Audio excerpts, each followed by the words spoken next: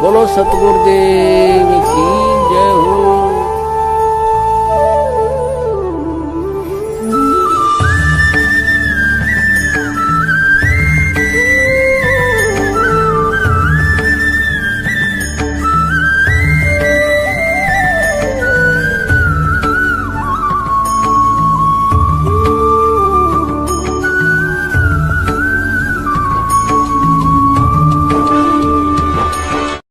Number 2, 3 समय की आरती।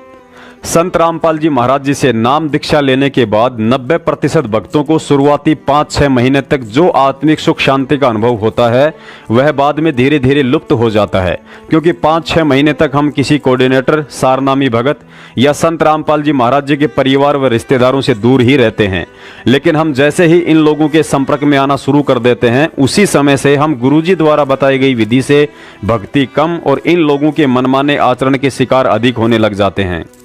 जब कोई भगत इन कोऑर्डिनेटर, नामदान संचालक या किसी सारनामी भगत के घर पर जाता है और देखता है कि जब उनके घर में आरती चलती है तो कोई चाय बना रहा होता है, तो कोई बाथरूम में बैठा होता है, तो कोई आरती के साथ साथ आपस में बातें भी करते रहते हैं, उस सारनामी परिवार का यह नज़ारा देखकर वह नया नया नाम उपदेशी भगत सोचता है कि मैं तो यूं ही फालतू में सुबह शाम आरती में बैठकर अपना समय बर्बाद करता हूं। जब यह सारनामी परिवार आरती के साथ साथ अपने सारे कामकाज कर सकता है तो मैं क्यों नहीं कर सकता। ये लोग तो 10 साल से गुरुजी की शरण में हैं, इनको तो मेरे से अधिक ज्ञान है, ये जो कर रहे हैं वह ठीक ही होगा। और उसी दिन से ऐसा सोचकर वह व्यक्ति भक्ति में शॉर्टकट अपनाने लग जाता है और इसी तरह धीरे धीरे देखा देखी में यह आग सब जगह फैल जाती है। गुरुजी कहते हैं, जिन हरि जैसा सुमरिया ताको तैसा लाभ, ओसा प्यास न भाग ही जब लग दसे न आब। अर्थात उसके बाद उस भगत को वैसा और उतना ही लाभ मिलना शुरू हो जाता है जिस मनमानी विधि से वह अपने से बड़े भक्तों को देखकर उनके जैसी भक्ति करता है। फिर कोई छोटी मोटी परेशानी आने पर अज्ञानता के चलते उसे भक्ति और भगवान में दोष दिखाई देने लग जाते हैं। जब एक व्यक्ति संत रामपाल जी महाराज जी से नाम दीक्षा लेता है तो उसे 3 समय की आरती के लिए एक छोटी सी पुस्तिका दी जाती है जिसे भक्ति बोध के नाम से जाना जाता है। इस भक्ति बोध के पेज नंबर 7 पर प्रार्थना नाम का चैप्टर है। पुण्यात्माओं, विचार करने की बात है, सारी सृष्टि का मालिक समर्थ कबीर साहब सतगुरु रूप में हम 2 कौड़ी के तुच्छ जीवों से प्रार्थना करते हुए कह रहे हैं कि सर्व परमात्मा सतगुरु प्रेमी आत्माओं से प्रार्थना है कि महाराज कबीर साहिब व गरीबदास जी की वाणी से यह नित्य नियम का गुटका आपके लिए छपवाया गया है ताकि शुद्धि पूर्वक नित्य पाठ करके आत्मा का कल्याण कर सकें। बंदी छोड़ कबीर साहिब व गरीबदास जी महाराज की वाणी में यह विशेषता है कि इसके नित्य पाठ से आत्मा में दुष्कर्म त्यागने व भगवान चिंतन की शक्ति आती है। बंदी छोड़ कबीर साहिब व गरीबदास महाराज की वाणी स्वयं सिद्ध है। इसके नित्य पाठ से ज्ञान यज्ञ का लाभ होता है। जिस प्रकार किसी व्यक्ति को सर्प काट ले और वह मूर्छित हो जाए तो गारड़ू सर्प काटने का आध्यात्मिक इलाज करने वाला व्यक्ति कुछ मंत्र पढ़ता है। कुछ समय में वह मूर्छित व्यक्ति होश में आ जाता है तथा जीवित हो जाता है। ठीक इसी प्रकार आत्मा पर दुष्कर्मों का विष चढ़ा हुआ है जिससे आत्मा काम क्रोध मोह वश होकर मूर्छित पड़ी है, जो वाणी का पाठ करने से होश में आ जाती है।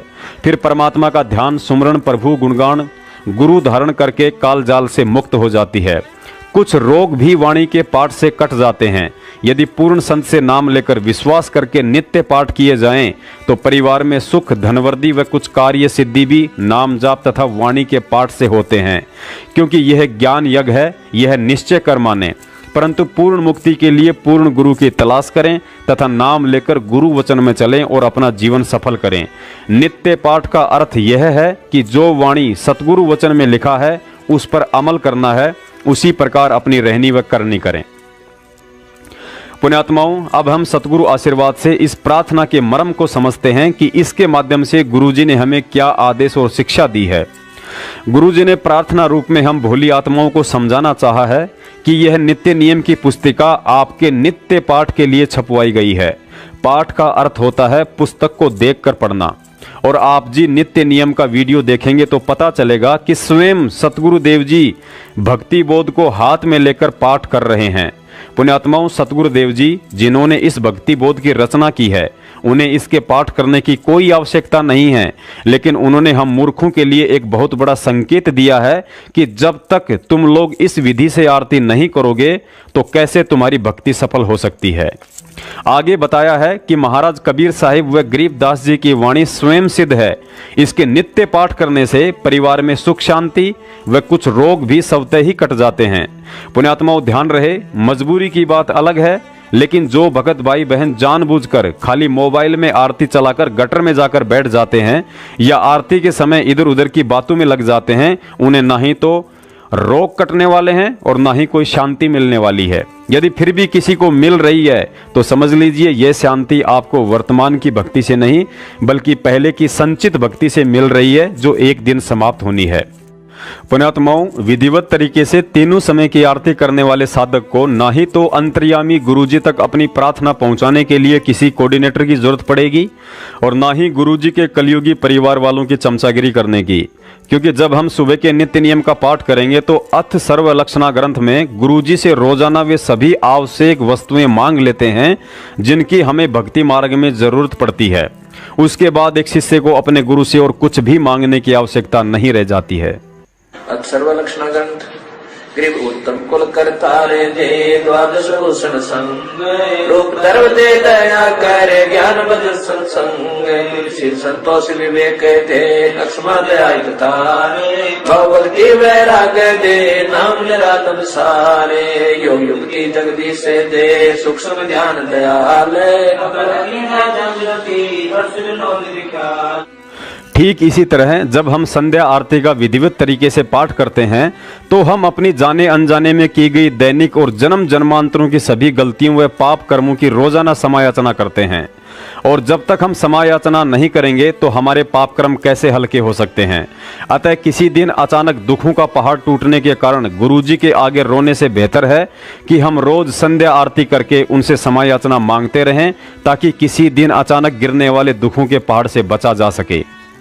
मेरे अवगुण किए तो बहुत किए अर्थ न मानी हार भावे बंदा बख्श दियो भावे गर्दन तार मेरे अवगुण मेरे बाप जी बख्शो भी धन्यवाद जो मैं पूत कपूत हूँ गौर पिता को लाज फिर मैं अपराधी जन्म का नक्शक बड़े विकार तुम दाता दुख बंधना मेरी करो संभार गुण किए घनेरे फिर भी भले बुरे हम तेरे गुण किए घनेरे फिर भी भले बुरे हम तेरे दास को जान कर पट नादान ओ नादान मोहे बस दियो अविनाशी दास को जान कर पट नादान ओ नादान मोहे बख्श दियो अविनाशी मेरे गुरु देव भगवान भगवान दियो काट काट की फांस। गुरुजी ने सुबह के नित्य नियम का सही समय सूर्य उदय से 1 घंटा पहले, जिसे ब्रह्म मुहूर्त कहा जाता है, उसे बताया है और अपनी वाणी में भी कहा है कि ब्रह्म मुहूर्त सूरत नगरी सुन सरोवर नाता इस पर भी का पार नहीं तेरे सकल कर्म कट जाता। अर्थात ब्रह्म मुहूर्त में की गई भक्ति अर्थात नित्य नियम या मंत्रों के जाप का विशेष लाभ मिलता है। ब्रह्म मुहूर्त में की गई साधना को सबसे बड़ी पर भी बताया है, जिससे जीव के शीघ्र ही सकल कर्म कट जाते हैं। ब्रह्म मुहूर्त सूरत नगरी सुन सरोवर नाता या पर भी का पार नहीं रे सकल कर्म कट जाता। सुरत नरत मन पवन बंद कर मेरे दंड चढ़ जाता। सहस कमल दल फूल रहे हैं अमी महारस खाता। जहां अलख निरंजन जोगी बैठा जा से रहा न भाता। गरीबदास पारंग प्राण है वो शंख कमल खिल जाता। पुण्यात्माओं, इसके अलावा गुरुजी ने बताया कि किसी कारणवश यदि आप समय अभाव के चलते बैठकर पाठ आरती नहीं कर सकते हैं, जैसे सुबह सुबह माता बहनों को स्कूल के लिए बच्चों का खाना बनाना, उन्हें तैयार करना आदि कई तरह के काम होते हैं, उसके लिए गुरुजी ने बताया कि जब आप घरेलू कार्य करते हो तो परमात्मा की आरती स्पीकर में या मोबाइल में लगा दीजिए तथा साथ में अपना काम भी करते रहिए, लेकिन ध्यान परमात्मा की वाणी में रखिए। ध्यान रहे, ये विधि केवल उन्हीं आत्माओं के लिए है जो समय निकाल पाने में मजबूर हैं। यदि आपके पास समय है और फिर भी आप बैठकर आरती नहीं करते हैं तो आप परमात्मा के दोषी हैं। कबीर साहिब जी की एक वाणी है, 5 पहर धंधे गया, 3 पहर गया सोए, 1 पहर हरि नाम बिना तेरी मुक्ति कहाँ से होए। आज की तारीख में इस दुनिया में संत रामपाल जी महाराज जी और उनके द्वारा चलाए गए यथार्थ 13वें कबीर पंथ के अलावा एक भी ऐसा पंथ या संत आपको दुनिया में कहीं नजर नहीं आएगा जो इस वाणी के अनुसार 1 पहर यानी 3 घंटे की भक्ति साधना करवा रहा हो। पुण्यात्माओं, ऐसे ऐसे अनमोल उदाहरण देखकर आपका विश्वास दृढ़ हो जाना चाहिए कि हमारा सामाजिक और आध्यात्मिक जीवन सुरक्षित हाथों में है। कबीर 5 पहर धंधे गया और 3 पहर गया सोए, 1 पैर हरि ना बजा फिर मुक्ति कहां से होए। 8 पहर 24 घंटे को 8 पहर में, पहले 8 पहर होती थी 24 घंटे की। अब परमात्मा कहते हैं तो 1 पैर में 8, 1 पैर में 3 घंटे हो गए। तो परमात्मा कबीर जी ये बताना चाहते हैं कि 3 पैर तन धंधा करया 15 घंटे, 5 पैर तो 3 पैर तो सो गया, यानी 1 दिन रात टोटल पूरा कर दिया। और 1 पैर हरि ना बजा, 3 घंटे भी भगवान को नहीं दिए तूने। 5 पैर धंधे गया, 3 पैर गया सो हुए, 1 पैर हरि ना जप्यो मुक्ति कहां से हुई। यानी टोटल 3 घंटे परमात्मा ने बता दिए कि पूरे 24 घंटे में 3 घंटे आप भगवान के भजन में अवश्य लगाओ। और उनका ये नहीं है कि स्पेशल एक जगह बैठ के लगा लो, बहुत समय होता अपने पास। जैसे आप जी कोई मजदूरी के लिए जाते हो, घर से वहां तक घंटा 1 लगे, मालिक का सिमरण करता जा। बस में बैठकर जा रहे हो कहीं काम, बस वहां भक्ति करें। खेतों में जा रहे हो, खेतों से घर से लेकर वहां तक जो खूब भक्ति करे, अपना मंत्र ने याद रखे।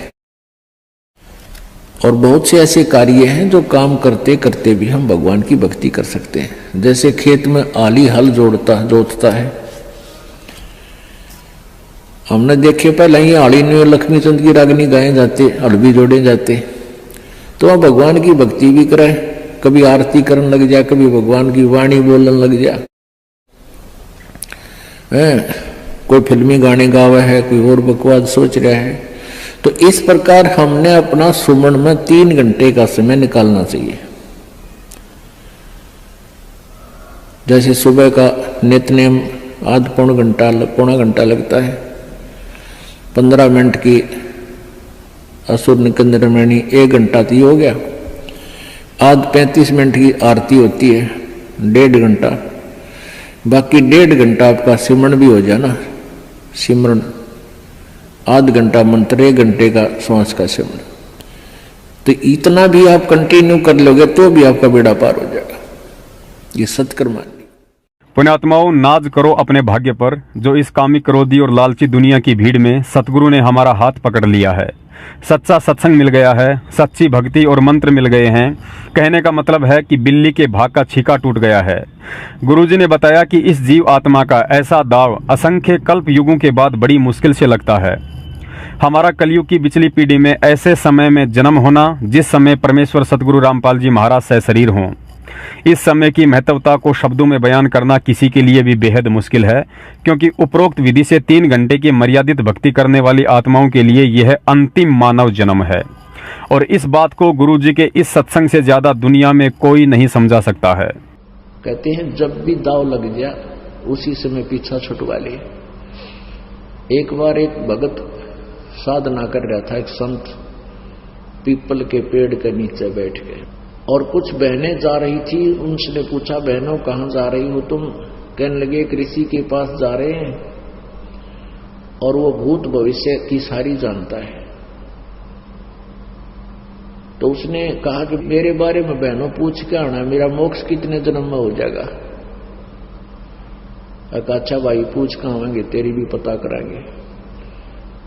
तो अपनी बातचीत करके उसने उस ऋषि से कहा, जानने वाले से, कि जी ऐसे ऐसे एक साधक है, उसकी एक प्रार्थना है,